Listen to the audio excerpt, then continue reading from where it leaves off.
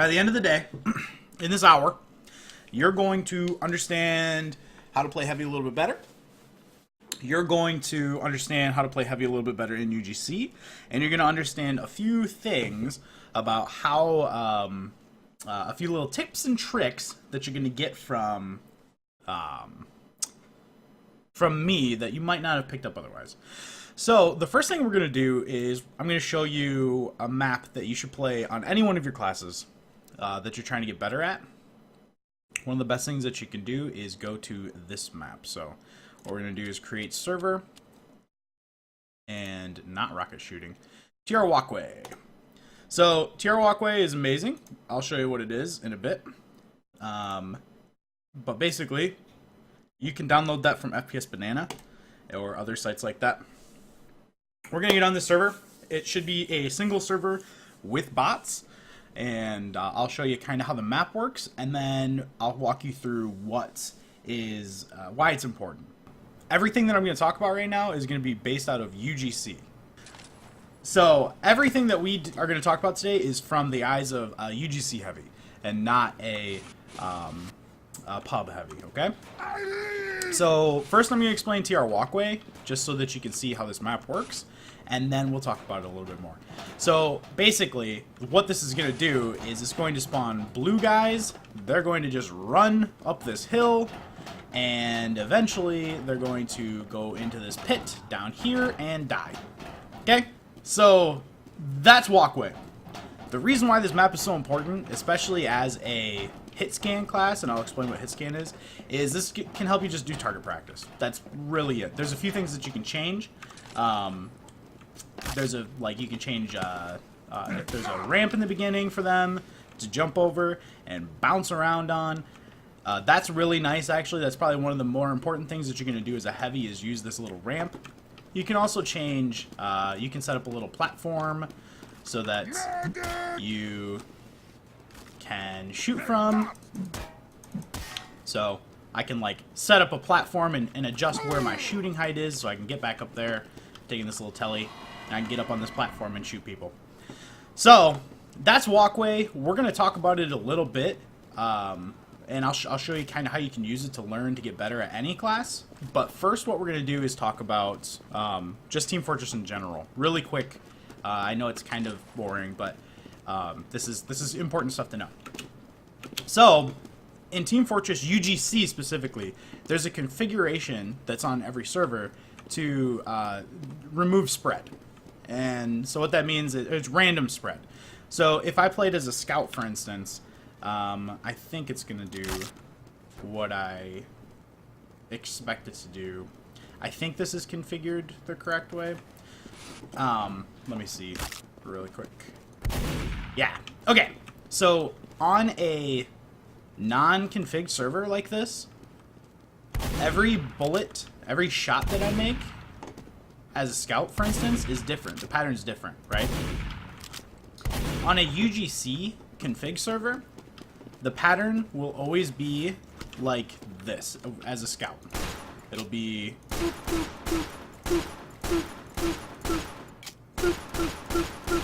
and it'll just be this flat box. And that goes for any class that shoots bullets. Heavy is the same. So that, just so that you know, like on UGC, no spread means that you're not going to be changing where your bullets are flying. So as a heavy, there's a few things that we can start to figure out. So we can figure out how accurate our bullets are just by shooting at a wall. We can say, okay, where's our crosshair? Boom. So we know our bullets don't really hit exactly where we're shooting, right? I know that seems obvious, but that's something that you have to think about. If you're just going to shoot for a long period of time, look at where those bullets spread around. Heavy's not accurate at all as far as every individual bullet, but overall, the spread is actually really tight. It's a really tight spread. That's what she said. So, again, that's something else that we can take advantage of. With knowing that the bullets aren't going to spread out too far, we can start figuring out how long it takes to kill somebody. As a heavy, something that's super important is if I'm far away from somebody, I'll just try to shoot him once. 7 damage, right? Let's see if I can... 6 damage. Let me back up a little bit further. 3 damage, 2 damage, and I believe with 1 bullet... I think 2 damage is the lowest I can get. So, if I get really close to them, though, and I just do 1 spray, 26 damage. As a heavy, the closer I am to a target, the more damage I do. Not just because of more bullets are hitting them, but because just the way that proximity works in this game. So then, once you know that the closer I am, the more damage I do, you can start to figure out how much damage, or how many, like, rounds it takes to actually kill someone. I didn't turn off crits, but it doesn't really matter. So, Scout's the lightest. And you can see how long that kind of takes. Medic is also a light class. And you just start practicing and figuring out how much time it actually takes to kill these people. So, what I'm getting at with this one is that the further away that you are as a heavy, the more damage, or the less damage that you actually do. And the closer you get, the more damage that you do.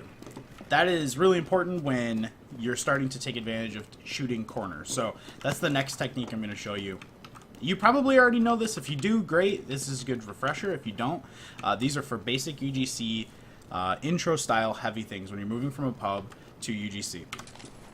So a lot of folks as a heavy understand that it takes a long time for me to rev up my gun and shoot. So I should probably just try to keep my gun revved up all the time, right? Wrong. I mean, that's horrible. Like, you're way too slow, you can't be effective and move. It just doesn't make sense. But people don't know how to take corners. So let's say we know that there's people right in this area. We know they're there. One thing some people do is they just hold like this and they go, "Ah, gotcha! Gotcha, gotcha, gotcha!" That takes way too long. Instead, I'm going to teach you how to jump a corner. It is exactly what it sounds like. What you're going to do, we know there's guys right here. We're going to strafe across and jump. So just do a nice little strafe jump. And rev in the air. So we're going to jump, right click, and have the gun spun up by the time that we go. So jump, right click, and we're ready. And in fact, I can get that even better. So my bullets are right there ready. The reason why we're going to jump a corner like that is twofold. If I come around this corner this slow, I'm going to get headshot from a sniper every time. If there's a sniper there or somebody setting a sticky trap, a demo can probably get 1-2 stickies down before we can even see him, and he'll see our shoulder. So, as a heavy, getting someone by surprise, woo, you fucked. That's one of the best things you can do. So, around almost every corner, you're going to be doing some jumps. You're going to jump the corner. Super important, gives you a lot of mobility, and makes it so it's a little bit safer for you and your team. You're avoiding a headshot. Your medic is feeling much more comfortable about you going around this corner rather than just kind of walking it. Yeah, that's kind of jumping a corner. Again, super important for a lot of different reasons. We're going to talk about mobility of a heavy. Heavy is the slowest class in the game, and they're much more slow when their gun is revved up, right? We all know that. What you probably knew or could figure out is Killing Gloves of Boxing get you to the same speed as, I believe, a demo man, so a normal movement speed, at the cost of that little skull in the upper left-hand corner, or upper left-hand corner. You can see that little skull is giving us mini crits. So if someone hits us, they're going to do basically max damage with their bullet, the max that their bullet can do without being an actual crit. That sucks, because it basically cuts our health in half. Like, imagine that, basically. 300 slightly faster. Ooh, Alan, good to know.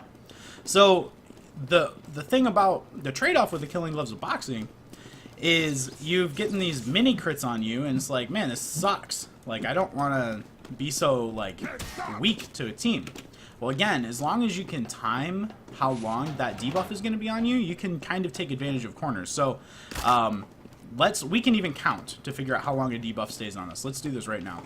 So, 1, 2, 3. 3 seconds. So, we'll do it again. 3 seconds. So that's good to know, right? If we know... Oh, no, you know, it's fine. if we know that it takes 3 seconds for that debuff to fall off after we remove our gloves, we can start to gauge how long it takes for a heavy to walk around with his gloves. So from here, so that took us, what? That took us about, I didn't count very well. So that was about 2.5 seconds for us to walk from there, boom, to there. So again, if we're starting to put that into game terms, we know that if we drop our gloves, we're running out in about that distance. So now we can start combining these things. So it takes a few flashes of that debuff to drop. And we also know we don't want to peek that corner. So we can combine both of these things. We know that if we drop our gloves, I can probably get up pretty dang close, yep, and pop around that corner just as that debuff is falling. So start memorizing distances like this. Like, that is the distance that it takes for that debuff to fall off. If you start putting that onto other maps, you can start to figure out how long that would take. So we know that's the distance. We know that I could probably get up to about here, right, before that debuff's going to fall off if I start on the stairs. Yep, just about right here. I could have gone a little bit longer. So you can start to think about that distance in your head as you're playing. I think both of those things, the two things that we just told you, the jumping the corner and the killing gloves of boxing, are super important.